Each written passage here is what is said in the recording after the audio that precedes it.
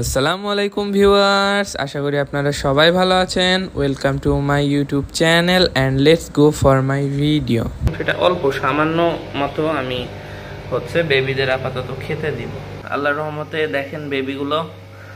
Viewers, আশা করি আপনারা সবাই ভালো আছেন। তো আজকে চলে আসলাম নতুন একটা ভিডিও নিয়ে। তো আজকে গতকাল বা পরশু দিন আমি এই গাপ্পিটা এটা দিছিলাম, আবার নতুন করে মনে করেন যে 24কে নিয়ে আসা হয়েছিল, ওইটাই মনে করেন দিয়েছিলাম।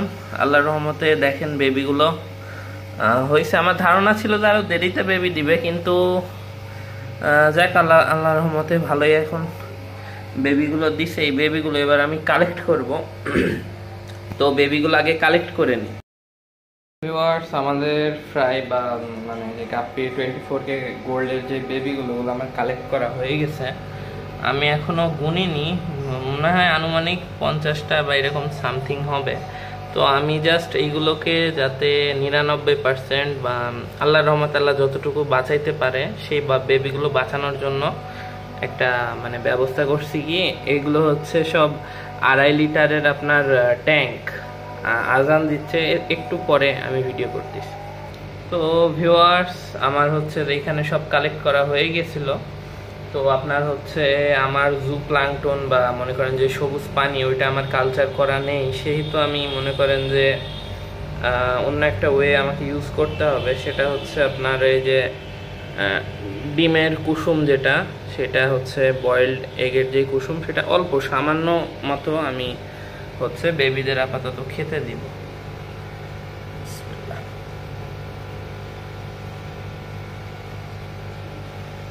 ওরা খাবে কিনা এখন সেটাই দেখার ব্যাপার। হ্যাঁ, খাচ্ছে খাচ্ছে আলহামদুলিল্লাহ। আচ্ছা, খাক। এবার ওরা খাবে। ওদের জাস্ট 3 থেকে 4 দিন আমি এইভাবে খাওয়াবো আর কি, মানে ওদের 4-5 বার খাওয়াবো 2 ঘন্টা বা 3 ঘন্টা অন্তর অন্তর। এটা গেল। আর ওদের যে 4-5 দিন পরে আমি যেটা খাওয়াবো সেটা ব্রাইন শ্রিম্প। মোটামুটি আমি ব্রাইন শ্রিম্পগুলো অন্য সব ফিশকেও খাওয়াবো, তো এই জন্য আমার এটা করা হয়েছিল। আর এই সেট আপে কিছু আপডেটও এসছে, সেগুলো আপনাদের আমি পরে ভিডিওতে শেয়ার করবো। আগে এই যে ব্রাইন শ্রিম্পের যে এগটা, ওইটা আমরা এখনই করে নেব।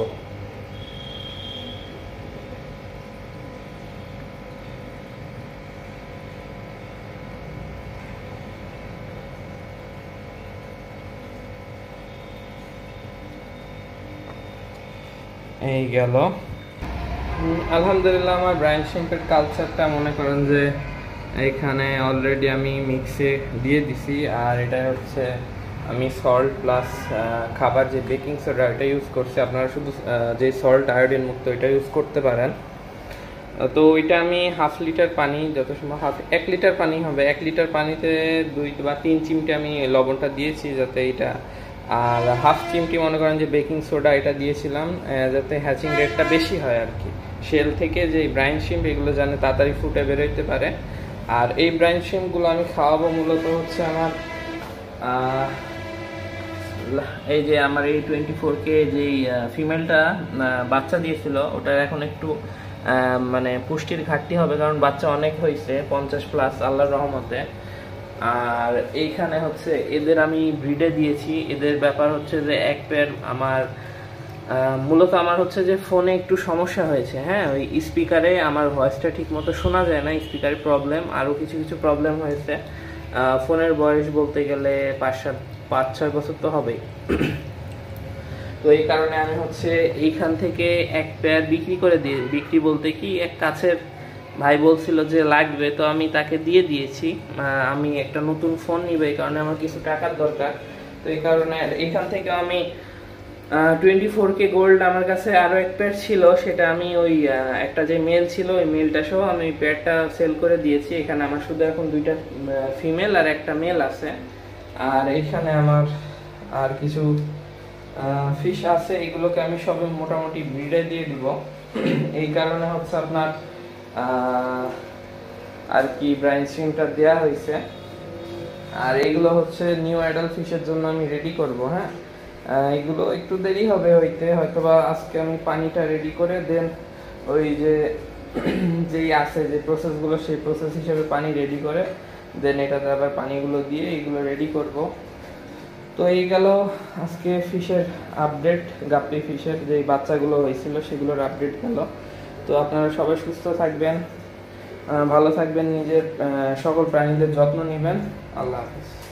আমার ভিডিওটি যদি আপনাদের ভালো লেগে থাকে তাহলে অবশ্যই লাইক, কমেন্ট অ্যান্ড সাবস্ক্রাইব করবেন। আর যদি আপনাদের উপকার হয়ে থাকে তাহলে অবশ্যই শেয়ার করবেন। ভালো থাকবেন, আল্লাহ হাফেজ।